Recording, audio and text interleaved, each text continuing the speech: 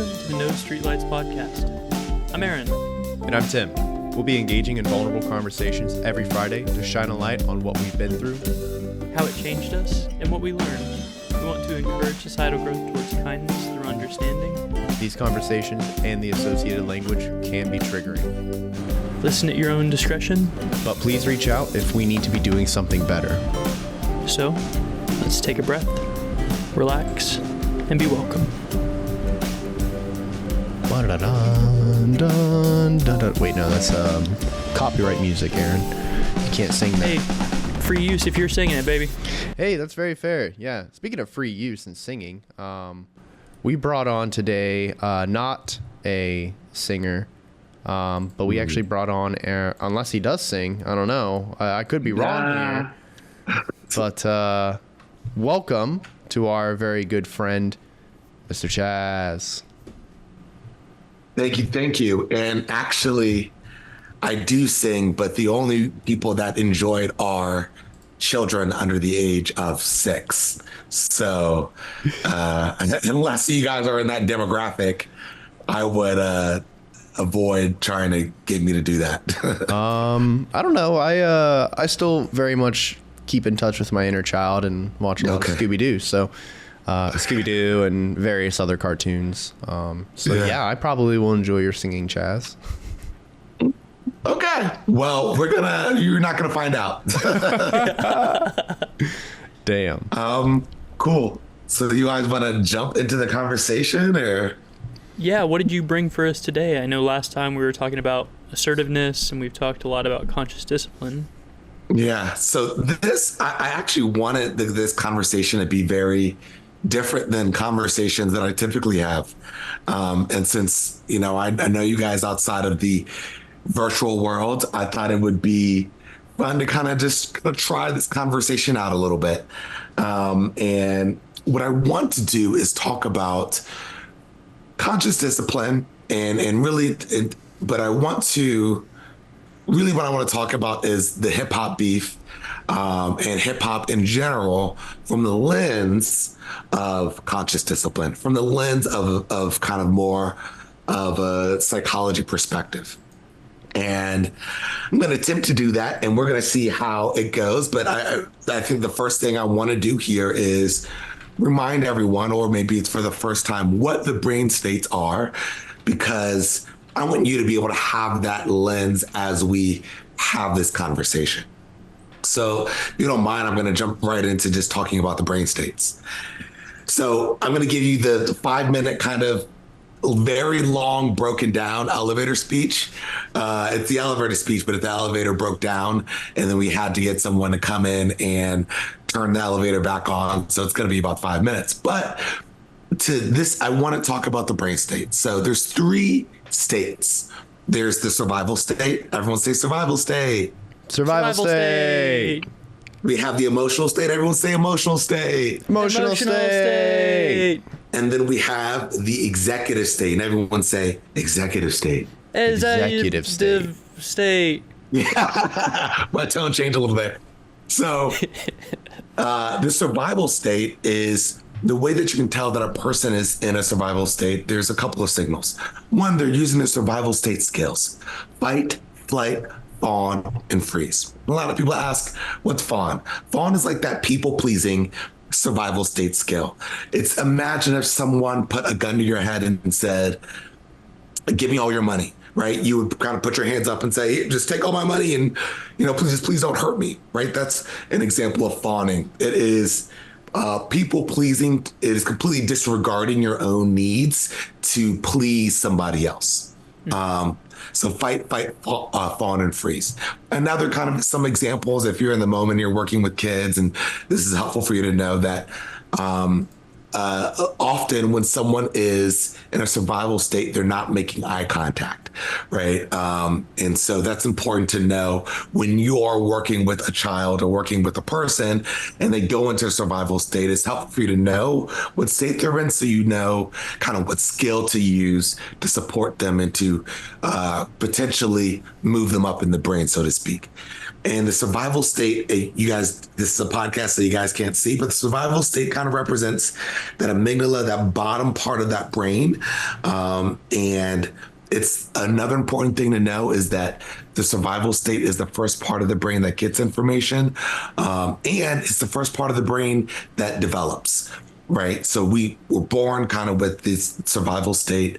And it's the first part of our brain that's developing. You can see very much in babies there, because they don't have as much of the other part of the brain developed. They're very much in survival state often.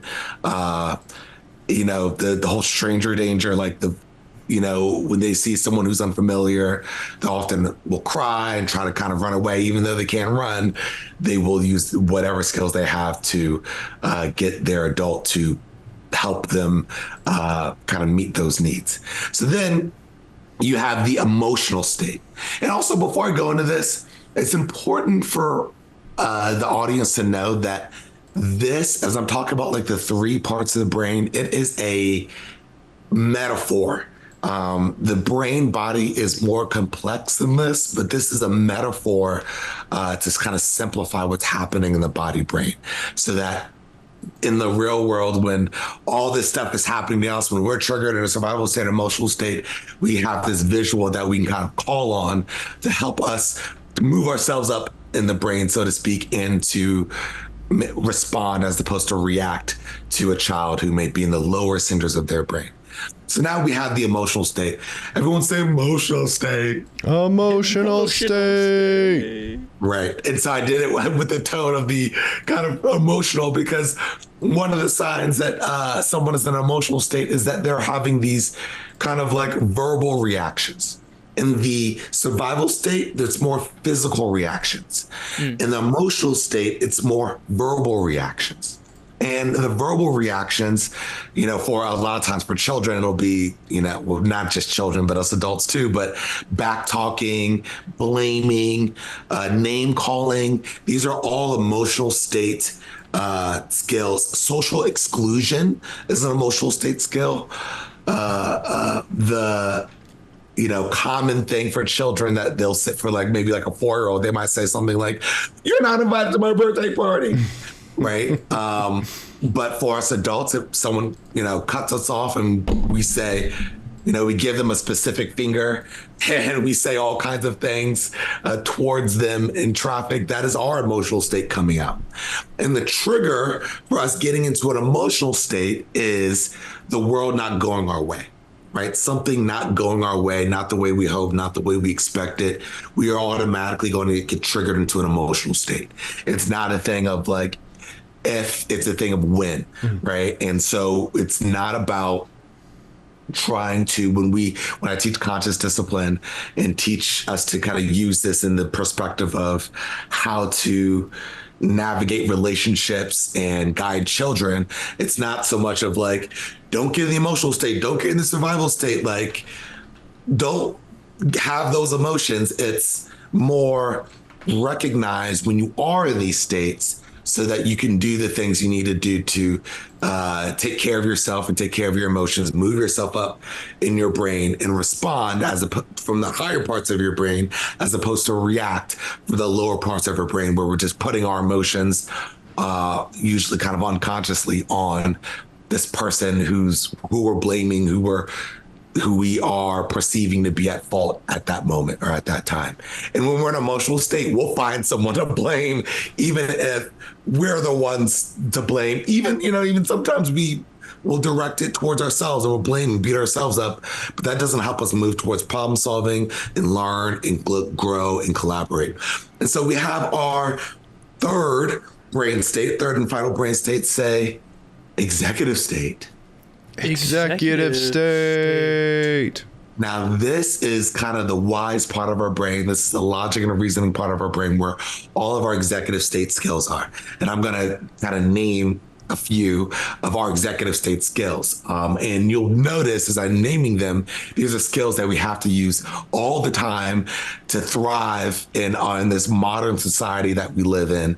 And so I'm going to name, and you'll also notice that These are skills that children often struggle with as they're growing and developing. This part of the brain is not fully developed to at least 25, 26. And there's more research coming out that for some people, it's even later than that. So here are the executive state skills.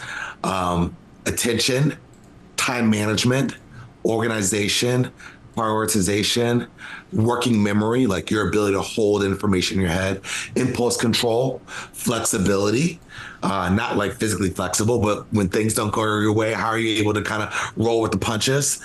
Emotional regulation, metacognition, which is your ability to kind of talk to yourself.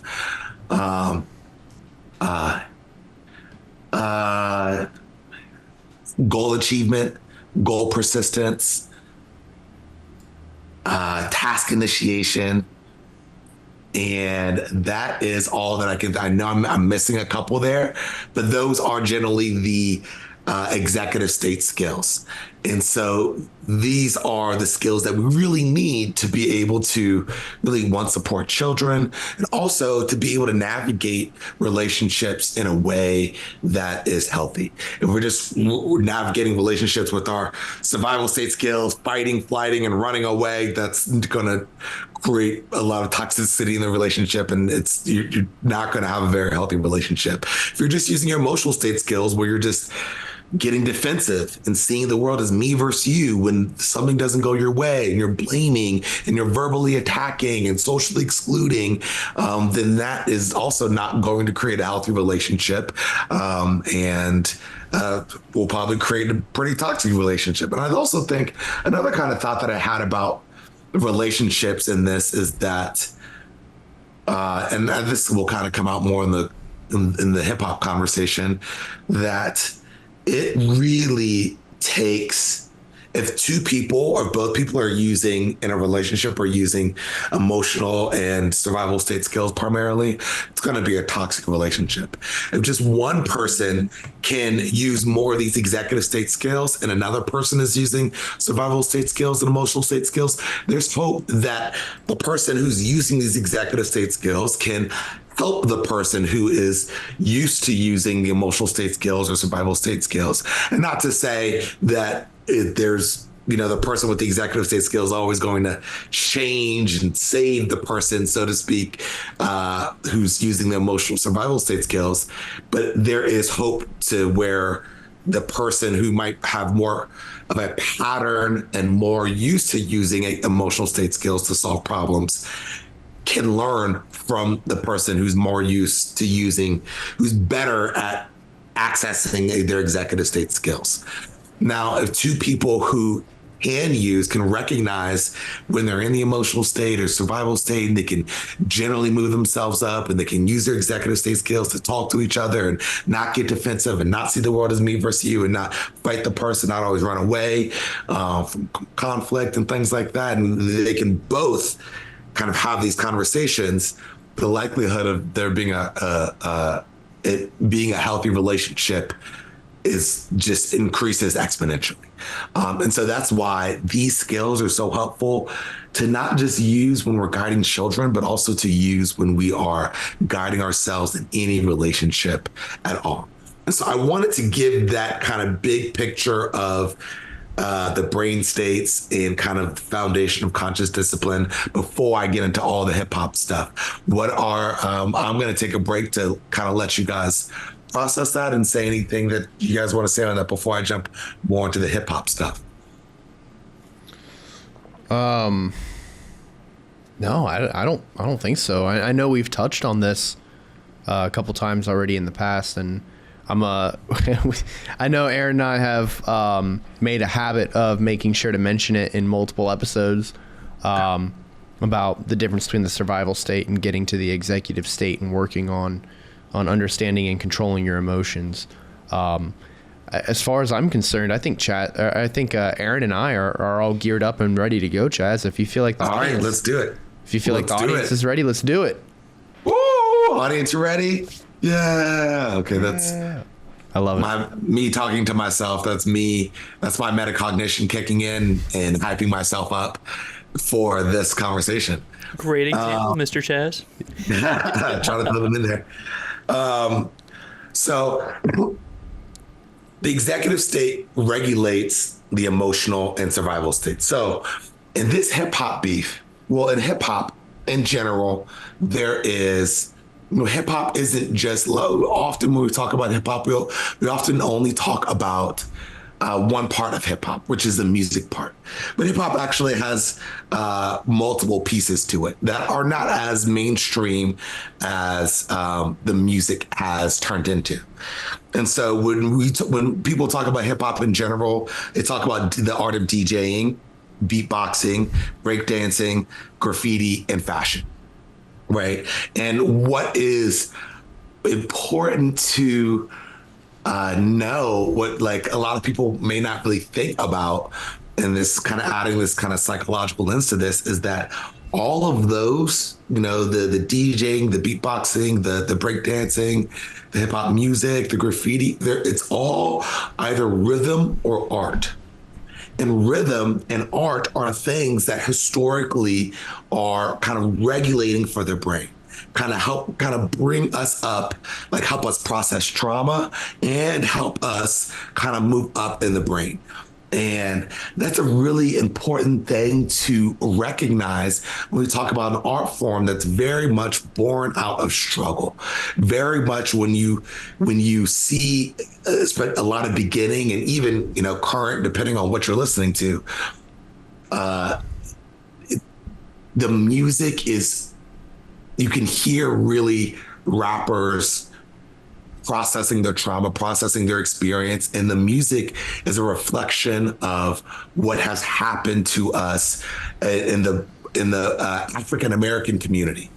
And what has been a pattern is that we have taken kind of our traumas and situations that have been very difficult to live through and have turned them a lot into music. And it's not just in hip hop. You can kind of see this in the, Black people created the banjo, right? And in rhythm and blues, right? And all of this and like the jazz and all that, that's all really just different ways that we've kind of processed our trauma. Now, what's happened is that the mainstream, the hegemonic, the dominant culture in power has kind of seen these art forms and have kind of pulled some pieces out of it and put them mainstream and made it a part of, put some pieces of the culture at the forefront to kind of profit off of that. And that's been, some of the things a lot of people would say that instead of more of the kind of conscious, thoughtful music that the people in power have specifically pulled more of the struggle out of the, kind of highlighted some of the struggle in the culture and have paid a lot of people a lot of money to highlight that struggle, which then the general public listen to, and kind of because it's media is in one way or another kind of impacted by the highlight of the Black struggle in America. And that has become, the Black struggle in America has become kind of a mainstream, just mainstream music that the average anyone can consume, whether you're in America or you're in Toronto. That has kind of become such a huge part of culture, of not just now American culture, but global culture. Hip hop has influenced cultures across the world now. And so now fast forward into this rap beef, right? Where you have really three people kind of in the beginning, three main people at the beginning of this rap beef: J. Cole, Kendrick Lamar, and Drake. And this was such an interesting rap beef because while kind of rap beef has been a part of kind of the hip hop culture, which I also think is pretty interesting because rap beef is very much predicated on me versus you, right? Very much an emotional state is coming out. And I talked about those verbal reactions. Rap beef is all verbal, right? It's all verbally communicating and kind of just going kind of back and forth and really to say, I'm better than you, I'm superior to you, I'm over you, which is very much playing on using this kind of emotional state. So in this, what happened was this first thing I'm kind of want to go from the beginning. Kendrick Lamar comes out with a song like that, and it's pretty much is playing off of what J. Cole and Drake said in a previous song, First Person Shooter, where J. Cole said, I love when they argue the hardest MC, is it K Dot, is it Aubrey or me, right? Saying who's the best three? Is it Kendrick Lamar? Is it me, J. Cole, or is it Drake, right? And so he kind of starts this conversation a little bit where Drake and Kendrick already had a little bit of they already had some disagreements in the past, but hadn't really been talked about really in the mainstream. And so then K Dot says, hey, there's no big three, it's just big me, right? And because hip hop and the beef is so much of an emotional state, kind of like, or at least when we talk about the beef, that emotional state, me versus you, is so much a part of the pattern of that has been kind of really a part of the culture. It's very easy to fall into that pattern, right? That as I kind of touched on before, that when I was talking about the different patterns that we can fall into, that when we often have a hard time using our executive state skills when we become adults, even when we're 25, 26 or older, because we have so many patterns and experiences of just reacting with our emotional state, just reacting with our survival state, right? There's this whole thing of just like, oh, you're going to let him disrespect you? Oh, you have to throw hands. You have to fight because he's disrespecting you, right? And so there's no other choice, no other skill that you can use other than to hit this person, right? To go into your survival state. And so, and J. Cole talks about, when he makes his infamous speech on stage, he talks about how not only how it was really not just his own, pattern of wanting to just kind of come at K Dot for saying, hey, I'm the best. It wasn't just him. It was everyone in his phone. It was his crew, his people, all kind of egging him on to kind of repeat this pattern of just, hey, like, just come at this person. He disrespected you. You can't let him do that. And this is the same kind of stuff that also plays out in the streets, right? Where it's the same thing and it escalates to violence.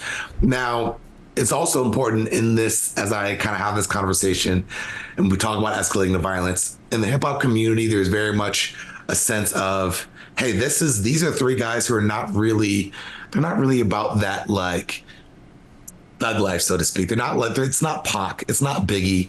Like, these are three guys who they're very much more about the words than they are about like the physical. Like, they're not going to go out and put a hit out on anyone or shoot anyone or get in a fight. And so there was an extent where it's like, okay, this, there was a sense of like, this might be safe enough to, in hip hop, we call it, to keep it on wax, which means just keep it on the records and it not spill out into into real life street stuff. And so, so J. Cole is influenced by, I guess, his people, his crew, and say, hey, attack, it's me versus you, attack. And so he does it. He comes out with this, he says the 7-minute drill. He said he wrote it in 7 minutes, and he kind of just reacted with his 7-minute diss song. Now it comes out, and he says he kind of sees how people are receiving it and seeing the conversation around it.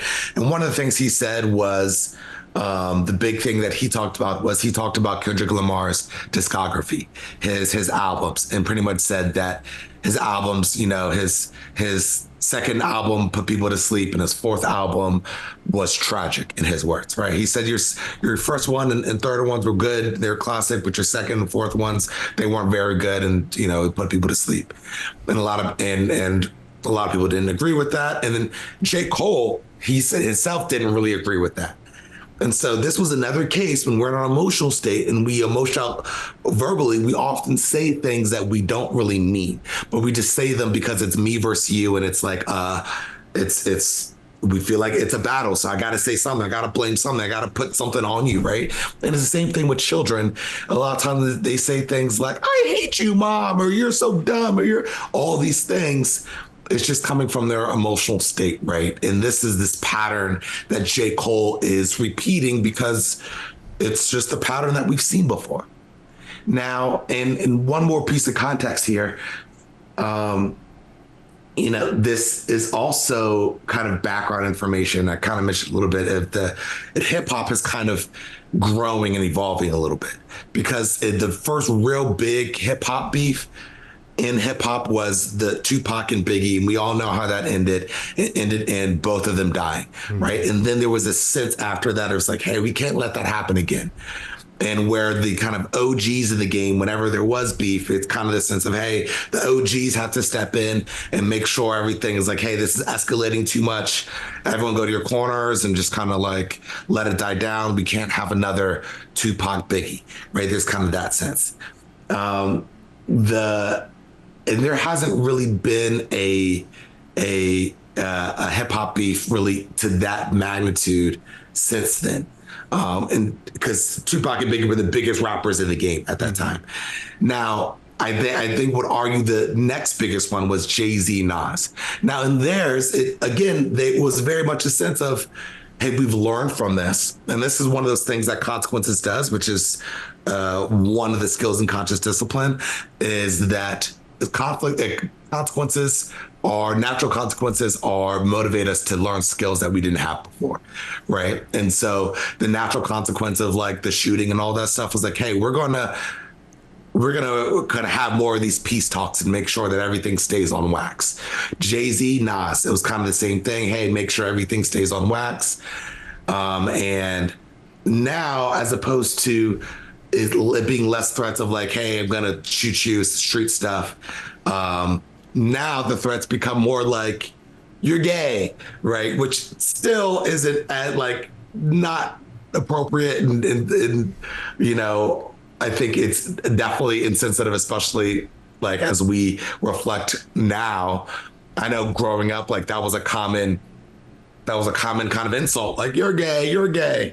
And as we've grown, it's like, hey, that's offensive to say someone of the opposite sex because they like someone of the opposite sex, for that to be an insult, right? And so, but that was like the big diss kind of in the early 2000s as the Jay-Z Nas beef was happening, right? And so now move forward to the present time, the disses are very different, and the disses are now more like, you're not an available father and you have questionable interactions with minors, right? Which are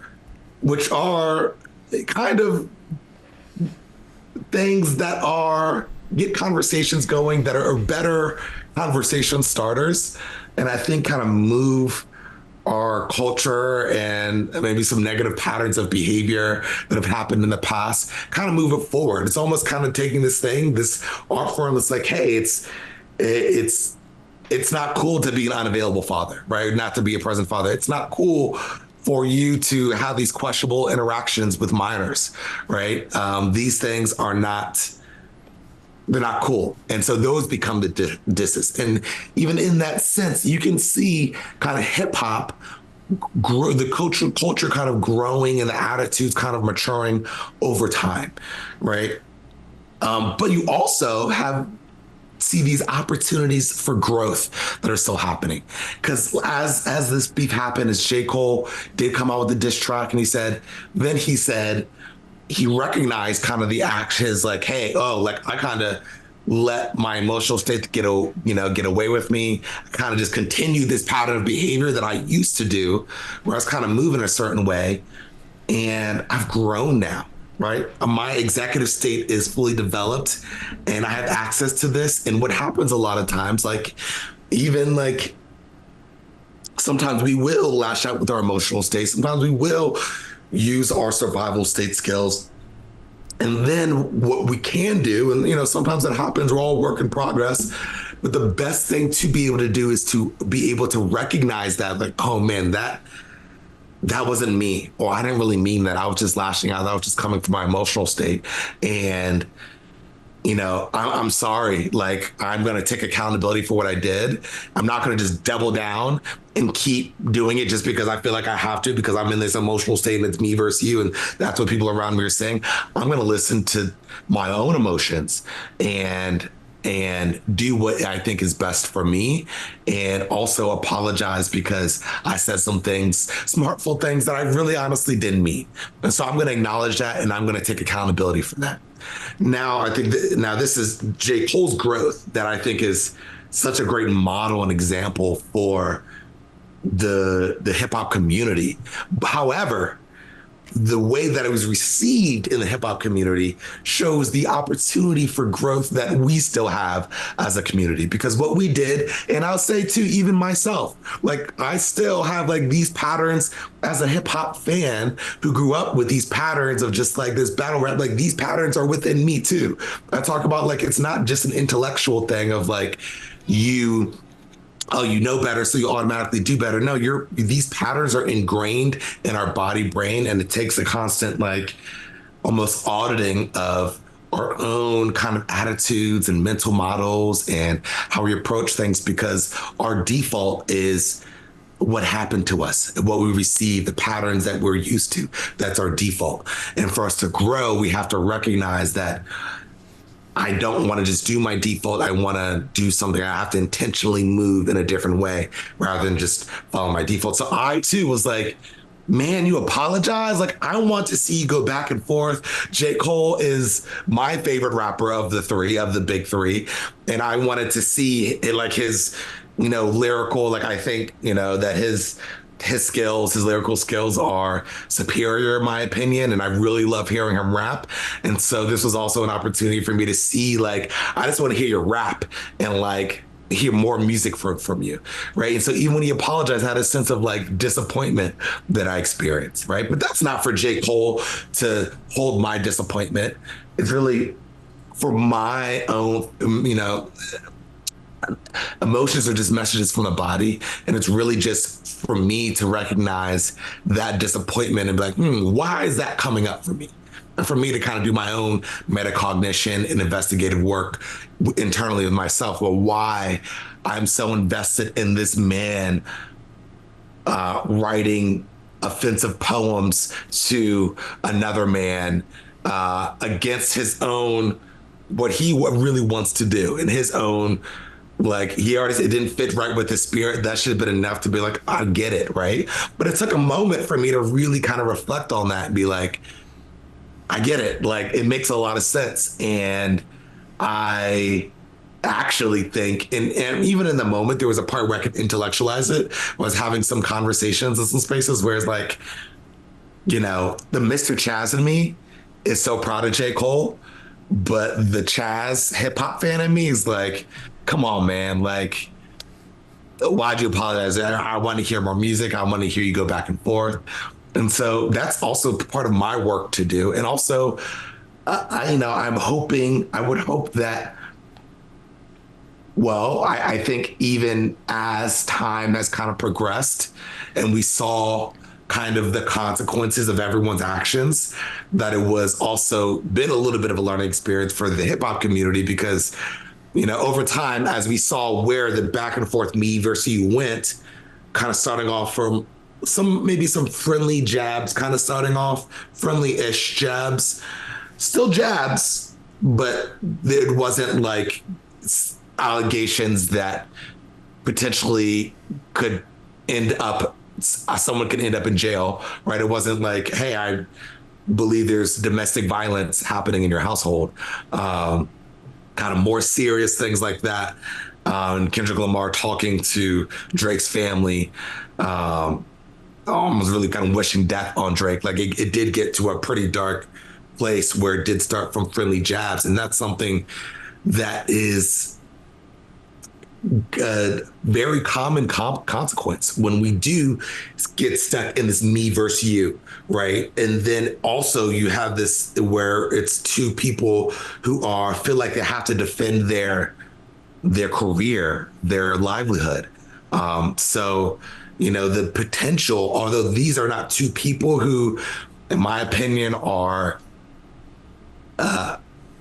like they're not going to go out with a gun and shoot each other or anything like that, or they're not going to go out and see each other and kind of just start throwing hands.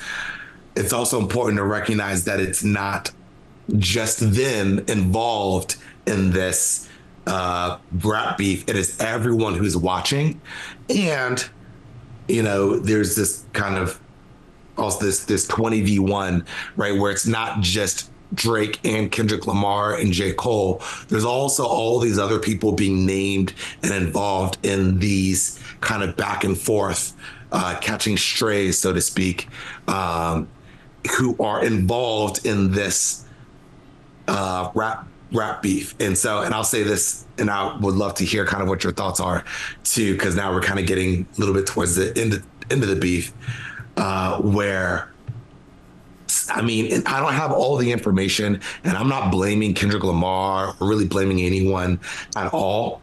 That would be coming from my emotional state. I'm just saying that this is something that happened, and I think I don't think it's a coincidence that it happened at the time that it happened. I don't know how it happened. I don't know what the underworkings of the street stuff is that happened to create all this. But all I know is that there were weeks of back and forth of Drake and Kendrick Lamar in their emotional state, kind of coming at each other, and Drake also coming at really the industry, a lot of other people in the industry who do have maybe more street ties than what Kendrick Lamar is, who might be a little bit more street and more patterns of behavior of survival state skills. And you can kind of hear some of that even mentioned in the rap beef, in the battles, in the songs as you listen. But Drake's security guard did end up getting shot outside of his house kind of at the end, right? I think maybe 2 days after Drake dropped his last song in the rap beef, there was shooting that happened outside of his nice Toronto home where there's not really shootings. There's not really, guns aren't as readily available in Canada as they are in the States. And a shooting did end up happening 2 days after Drake dropped his last song, right? And that is, I think it's hard to say that is completely coincidental of all the other things that are happening. Again, I don't know what happened or who did it or any of that stuff, but it does speak to this pattern of behavior that we are still trying to grow through, but at the same time is being also perpetuated through the music. And we have this, and this is where I'm kind of bringing all 360, I think it's my last point. You have this Toronto rapper where the argument is kind of being made that you have kind of adopted this, you're not really the culture. You just have come and kind of colonized the culture. You just come in and you listen to what the culture is actually doing and actually experiencing, that the trauma experiences that people that's very much happens to be at the core of a lot of hip hop music, that you never really went through that, but you've kind of heard or watched or surrounded yourself around people who did really go through that, and you've made it a part of your personality. You made it a part of, that's not a real, that's not a real pattern that you have. You're just kind of mimicking, pretending to have these kind of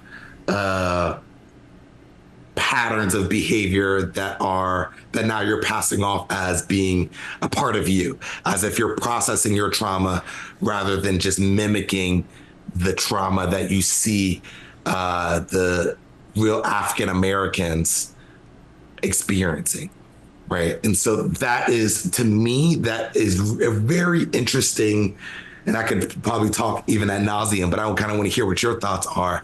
If you're hearing kind of, and those are the first time I've ever really put all those thoughts out loud. And I would love to hear what your thoughts are after all of that thought vomit. Well, Aaron, if you don't mind. So a couple thoughts kind of come to mind whenever you're talking about this whole situation, Chazz. So it sounds like both of these individuals, they kind of it's an escalation, you know. You mentioned it, that they started off with like small jabs at each other. A jab is a jab, you know, but they started off with these small jabs. And then we get into Kendrick's Meet the Grams. Grams, am I saying that right? Yeah. Meet the Grams and Euphoria, and Drake's comebacks with Push Up and Family Matters. They had some pretty heavy insults that they were throwing at each other. And allegations. Yeah. Yeah. And it started off as like these small jabs. I don't know what the exact I don't know what exactly Kendrick had said, or J. Cole or Drake had initially said at the beginning. I can't think of it off the top of my head, but yeah, there was like there's like this escalation, and a part of me thinks it has a lot to do with the culture that surrounds them too, like the company that they keep, or the community, as Aaron and I like to talk about, you know. And I think it's perfect that J. Cole had talked about how people were hitting him up and telling him, like, you know, you can't let him disrespect you like this. You have to hit back. You have to hit back. And there's this thought process, right? Like, if I get hit, I need to hit back twice as hard, because I ain't backing down. I'm not going to go out like that, right? Real huge fan of J. Cole myself. Also, like, super humble guy. Like, good on him for recognizing that he was continuing this cycle and decided to step down. Good on him, seriously. But yeah, I feel like a lot of it has to do with the community that's surrounding both of these individuals, and they're kind of stuck in, I guess you could almost call it like an echo chamber in this situation. But they're like, you can't, you know, don't let him say shit like that. You know, he's saying that you have an alleged daughter. You know, you have illicit or questionable relations with individuals. You know, you hurt your significant other, or you're a wife beater or whatever. You know, like these things, these claims, these allegations, they're just it's a slippery slope. They started up at the top and they're gaining fucking speed as they go down. And yeah, somebody got shot. There's been, I believe, 7 reported 7 reports of trespassing on Drake's property, with one of them ending up with a security guard getting shot, which is a horrifying idea. You know, if the main belief was that these two were going to, as you put it, keep it on wax, we got people who are actually getting harmed. I don't know if the security guard passed away. I really hope they did it. But yeah, that's slippery. Last I heard they were in critical condition. Jesus. And I think I saw that yesterday. Mm-hmm. And again, yeah, it's not just, it's what we have to realize that it's media.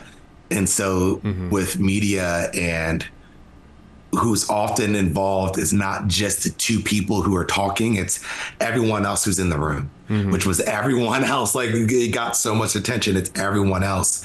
And, you know, I think there's other situations where, you know, it's just important for us to kind of be mindful of that as we move forward, and hopefully as a community, and as in what we're asking from our artists, because I think also, and not everyone, because in hip hop, because I know even like from the beginning, I was just like, I want to hear some creative bars. I do like I like the responsive bars. I like the creativity that comes from like the hip hop and the rap beef. But there's also some people like, like J. Cole came out with 7-Minute Drill, and there's a lot of conversation like online I'm watching, and people are saying like, that's not mean enough. Like, you need to come, like, that's not even a diss track. Like, well, how are you going to say something nice about this person on this diss track? Yeah.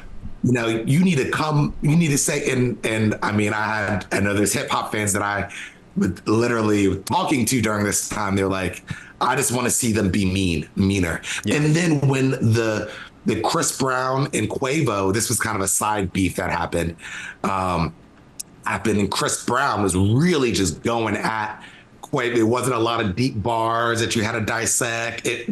It was like when Takeoff died, which was his rap partner, and, they were in a group, and they said, when Takeoff died, people wished it was you, right? And so these are very harsh words, right? And then people, and a lot of people in the hip hop community applauded that, like, yes, that's a diss track. And it wasn't like super creative or anything. I mean, the flow, like, I will give it, his flow was pretty good. It honestly impressed me for Chris Brown, because you always think about Chris Brown as just being a singer, right? And you forget that he can rap a little bit. He actually can rap a little bit. But it was just, and I think it's important for us as we have these conversations as hip hop fans, that we don't just value how mean a person can get, that we value some of these skills, some of the executive skills of how do you like thoughtfully craft your argument. I think that Kendrick Lamar could have won this beef without even getting as personally, even without like Meet the Grams. I think his argument, I think he did a few things where he was just coming at Drake, where he was just saying mean things. I think Meet the Grams is one of those tracks where it's not super lyrical, where you're not really dissecting a bunch of the lyrics, but it's just like, how can I hurt you? Yeah, he grabbed a bat and smashed his headlights in. That's what his goal was during that song. Right. Where I think his argument, where he could have made an argument and could have focused more, and he did it. And I think this is maybe a knockout punch. Well, I don't know, but I think his argument kind of throughout the rap beef was, you're a culture vulture. You're not a colleague, you're a colonizer. Yeah. That you come and you have kind of adopted this, you learned about hip hop or adopted this hip hop and pretend to be hip hop, pretend like, you have these kind of street backgrounds when that's not really you. And you just kind of use the culture for your financial benefit, right? Which is historically what has happened in hip hop. And that's why I started off talking about hip hop and kind of its roots, that, hip hop has been used for profit by the, dominating culture, for profit. And that's pretty much what you're doing, what you've done throughout your career. You don't have your own sound there's no Toronto sound. You haven't created a sound. You just use sounds from different places. You went to Atlanta to kind of get this sound. You went, to the islands to get this sound, but you don't have a sound of your own, which is why I thought They Not Like Us was really, of all of the songs, was really, in terms as far as rap beef goes, as far as winning the me versus you kind of battle, was a very thoughtful and kind of smart move on Kendrick and kind of winning this competition. He used a West Coast kind of beat where it was where Kendrick is from, like a very Compton, very much.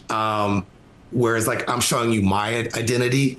He also kind of, we were all expecting a dance song from Drake, because that's what Drake does. And Kendrick's not really known for that, but Kendrick gave us a dance song, and the whole They Not Like Us. And then he kind of, in his last verse, he kind of broke down the historical kind of what I'm talking about of the historical context of, hey, people used to go to Atlanta to, the settlers came to Atlanta to make money and profit off of what black people were doing. And now that's what Drake is doing. And he gave us examples. And so I think even without, I don't think that you have to go to the Meet the Grams, I wish your dad would die. Mm-hmm. I'm gonna pedophile allegations, even though with that. And I think that some of the things he was saying, that Kendrick was saying, in terms of we've had questionable interactions with minors, is true. And I think there's an argument because there's a video that popped up of Drake saying that, I think a girl said at one of his shows that she was 17, and he was like, "Oh, I don't want to go to jail," but then he proceeded to kind of kiss up on her and rub up on her, and I think in the state that they were in, I think Drake at the time might have been 23 or something like that. And the state that he was in, I think the age of consent happened to be 16.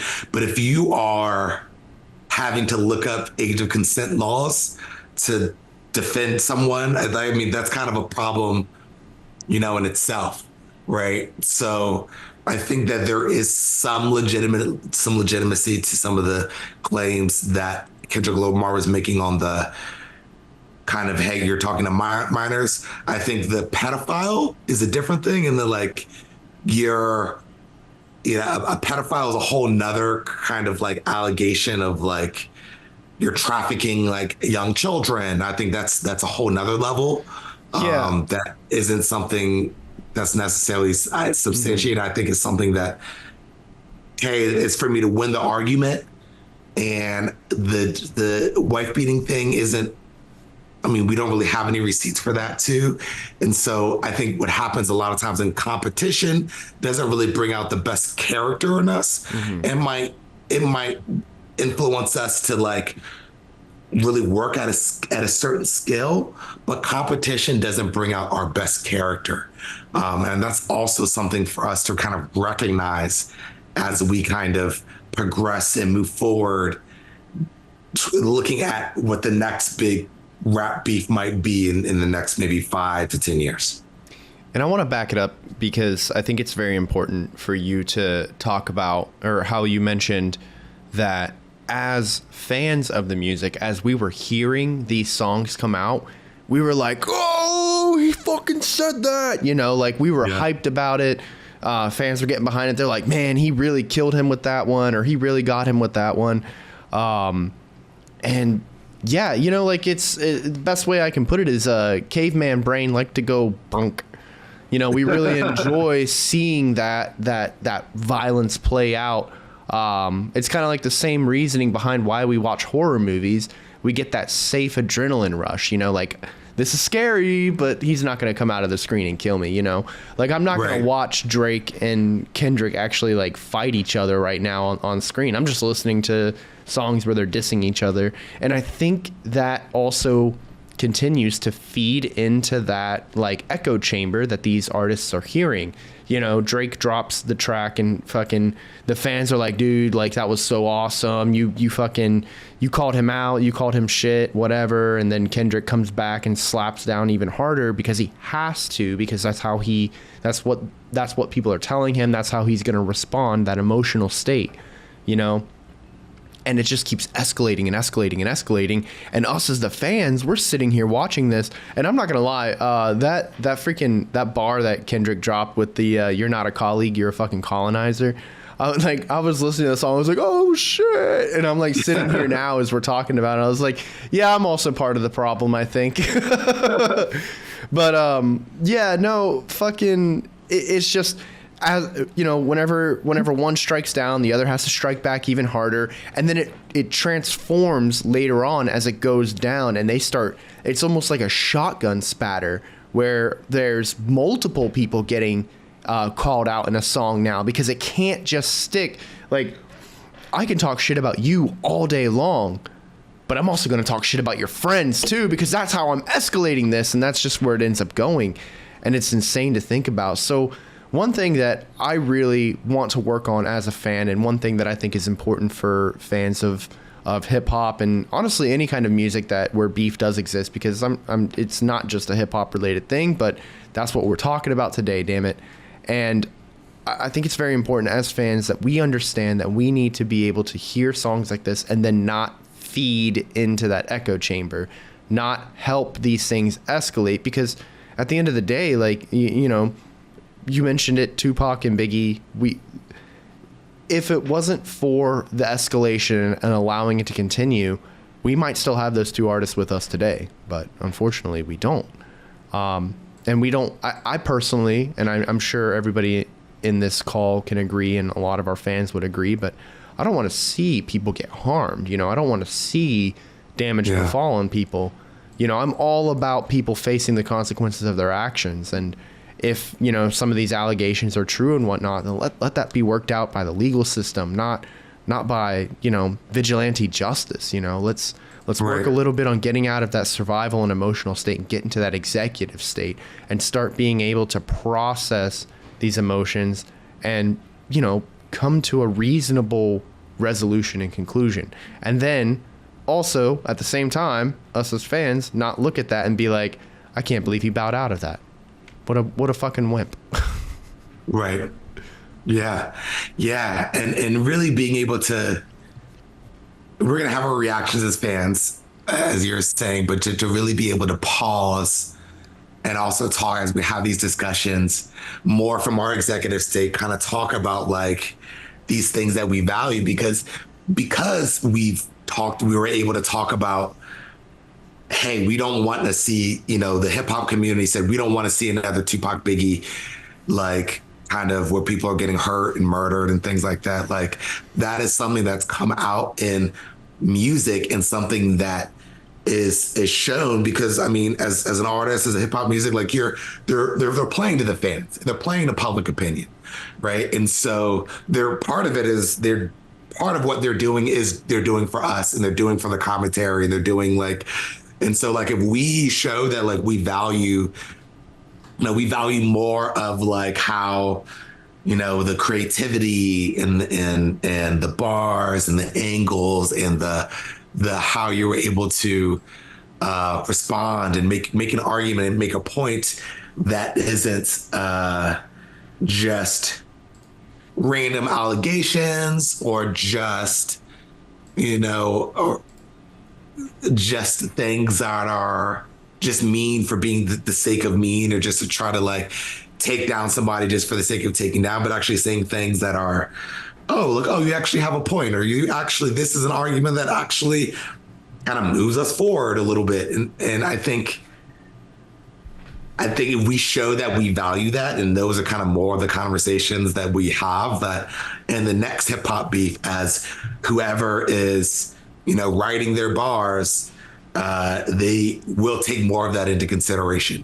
Just like in this rap battle, like no one was, because it's not like it's cool to like just be like, you're gay, right, anymore, right? Where that's like, okay, that's not really something that we care about or we really want to hear anymore.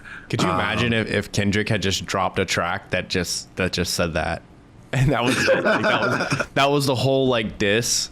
Could you just imagine? Like, people would still be dissecting it for weeks and be like, you know, what he actually meant was. I'm telling you, I got the receipts from back in 2007 when Drake was still going by Audrey. And remember the movie Happy Feet?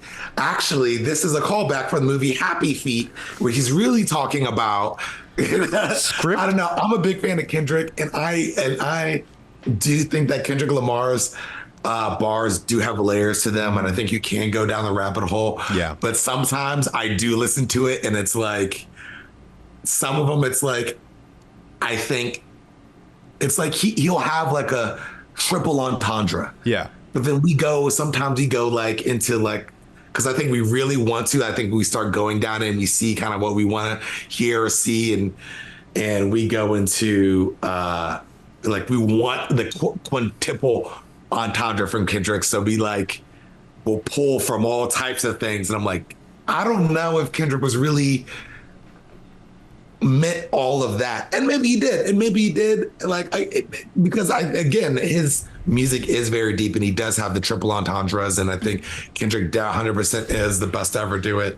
But it's also part of, I think, when it's like, I think a lot of people before the beef even started chose who their winner was in their mind. Yeah. And so 100%. It's like we will come up with any kind of proof that we want to prove that they won.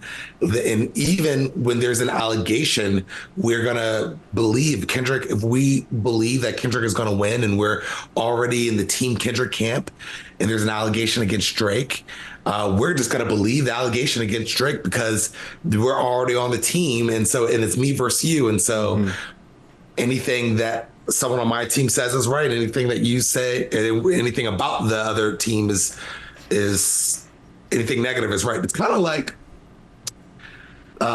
football fans, not just football fans, but sports fans, right? When that's your team, and this is a time where we very much get an emotional state when we're watching sports, right? And beyond any kind of ration or reason, I know Redskins fans will believe, or Washington football fans. Oops, see, that's that pattern there. They changed their name. Washington football team fans, the Commanders, I believe they're called now. They'll believe that they're going to the Super Bowl every year. And they will come up with reasons why this is the year, right? This is the year that we go to the Super Bowl and we win it all. Beyond any. There's a lot of evidence you can see that that's probably not likely going to happen. It's that personal bias, or that I think that's the word for it. Yeah, no, like my cousin was a fan of he still is a fan of the Cleveland Browns, and every single year, I know they were on like a massive losing streak for I think like 2 decades, and every single year he'd be like, well, preseason's looking good. We got this guy. He was out last season, and that's the only reason why we fell. And I'm like, well, the only reason. Yeah, that's the only reason. Yeah, man. He fucking he fell. He twisted his ACL. He was out for the whole season. He's back now, so they're gonna go all the way to the Super Bowl. And it's like first game they lose, and he's like, it was a flub. It's a mistake. Next game they got it. It's that, or confirmation bias. That's what I was looking for. Yeah. Where it's like that's your favorite team. So no matter what, you're going to fight and you're going to be like, no, Tom Brady didn't deflate those footballs because the Patriots is my favorite team. And there's no way my favorite team would do something like that.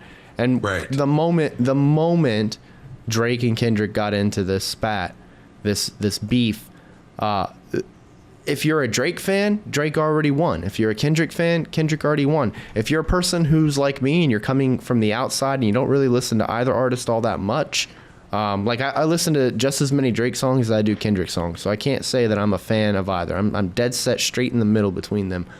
I'm listening to it and I'm like, oh man, some of these lines are really good. Oh man, this beat's really good. But I didn't really look at it as this person won or this person won or anything like that. I think at the end of the day, like, I was entertained by the music and I was kind of like, wow, I can't believe he said that he wanted to kill him. I was like, what the fuck? How do you can you even legally put that in a song these days? Like, I don't know. Yeah. And it's interesting. So my thing that I'm saying now is that conscious discipline is happening everywhere, all the time, all around us. And so even in these rap beefs, or you're talking about sports, or you're talking really about you're talking about relationships, that it's all this stuff is happening around us. And it's interesting to just as an observer, to watch what's happening and to watch some of these patterns play out. And my hope in having this conversation, my overall grand hope, is that that some people, even a few people, listen to this conversation and they're just like, they're able to consume the music a little bit more consciously. They're able to have conversations around the music a little bit more consciously, and hip hop continues to grow and mature as a culture, because the real thing about it, and it's not a bad or good thing, it's just what it is that a lot of hip hop is processing the trauma of what happened to us. And because of that, there's a lot of patterns embedded into our music. And again, it's not a good or necessarily bad thing. It just is. I think it can be very healing. And even, I think the way this rap beef played out, I think for some people it might have felt kind of like healing, because Kendrick was saying like this is not it's not just me. This is what the culture is feeling. As to say that, like, hey, this is almost a way for us to kind of have discussions about what's happening in hip hop using hip hop, right? And I imagine, and I can't wait, or what I'm now can't wait for, is for J. Cole to come out with his song about this, because I know he's got to talk about it, because he's a very real person who talks about real things that happen with him. And it's kind of right now, it's kind of the elephant in the room. And because he's such a mature voice in the hip hop community, that his perspective on it, I think is something that is even more needed. And I think I think, and even incrementally, even maybe in a small way, will be a way that will kind of continue this conversation to help us as a community, as a hip hop community, continue to grow, right? While still keeping the essence of what the culture is. I love hip hop. I love the hip hop culture. And I think there's a lot of pieces to it, like the just the poetic creativity, the drums, the rhythm, the art to it, are all the things that I love about hip hop, and we can keep in hip hop while also growing through some of the toxic stuff that is in hip hop. Now, I think it's also important to just very emphasize, as I have this conversation, that I don't think that people should stop talking about gun violence or drugs, because it's just a reflection of what's happening in the community, right? T.I. talks about how trap music is just really just processing the African Americans processing the war on drugs, right? How they funneled drugs into our community, and then created a war on drugs. And trap music, which is often about the trap, drugs and all that stuff, is just processing that experience that that African Americans were having in their communities. And I don't think it's a bad thing. It's just, you're processing trauma. If someone was like, I want hip hop for them to stop talking about drugs, for them to stop talking about guns, then what needs to happen is you really want to invest in programs in our communities to help the people who are struggling in our communities. And when you see, when you invest in the communities and you see and support the communities and, support the real challenges that we're facing in the communities where this music is coming out from, then you will see a reflection in the music. And it's the music is just a reflection of what's going on. And until we solve the root of the problem of the problems of what's going on and why people are turning to drugs and gangs and ending up in prison, in the prison industrial complex like system, until we solve those problems, you're going to see it reflect in the music. And that's just people processing their trauma. Stop traumatizing people if you want to stop hearing people talk about their trauma. Take to the community and help people out. Yeah. And I think this is also important. And that's not to say that we in the hip hop community still don't have power within ourselves to do healing also along the way. Right. I think it's an and conversation. It's not that we need, is that it's a two-part conversation. Yes, there are things that ways that we are in control and have power over, that we can continue to grow and evolve in the hip hop community. I think I've kind of given examples even in this conversation that it hasn't been a result necessarily of any outside support, but it's been really internal in the community. There's been some growth that's happened. And we also just need support in our communities if we want the tone of the music to change. I agree. Gentlemen, I really do have to be getting off here pretty quickly. Sorry, yeah. Aaron, I know that you definitely have some input here, so please. I'll keep it brief. I've been taking notes since the beginning and haven't really. Yeah, I don't want you to lose your opportunity to be able to talk. I think it's incredibly important, Chazz, that towards the beginning when you were talking about the inception of the banjo and what music does for us and for all communities, is allowing us to process things in a safer manner. And I find that really struck a chord with me because just recently I finished the documentary series, How to Change Your Mind. And that's what MDMA-assisted therapy does. It removes the all-encompassing aspect of the emotion and lets you look at the emotion for what it is. It lets you look at the situation, and instead of freaking out and panicking and being triggered back into your survival state, you're able to say, oh wow, okay, that's what was happening then. And, with rhythm, and people do like the tapping on either side of their body, alternate nostril breathing, it's incredibly important to be able to move into your parasympathetic system and then process what happened. So that really struck a chord with me, that rhythm does kind of give us that opportunity in that trance to say, no, this really did happen. I've got the scars to prove it. And then a little bit later you said something to the effect of, like, a lot of music now is profit driven. And that is kind of a distraction. Instead of being about what's happening in these communities, it's look what I have, look how cool I am. And that it really is just pure distraction. It's not real. You're not processing and evolving. You're just peacocking. So I am glad that we have seen these huge developments within these communities that we're talking about, where it's no longer attacking insubstantial things about someone's character that's just who they are, but like, here's some shit you do that's not acceptable. Tim, you talked about how they're not going to fight. They're grown-ass people with $1 million mansions. And something that I heard echo after you said that was, they're also not going to starve. These aren't people trying to make a living.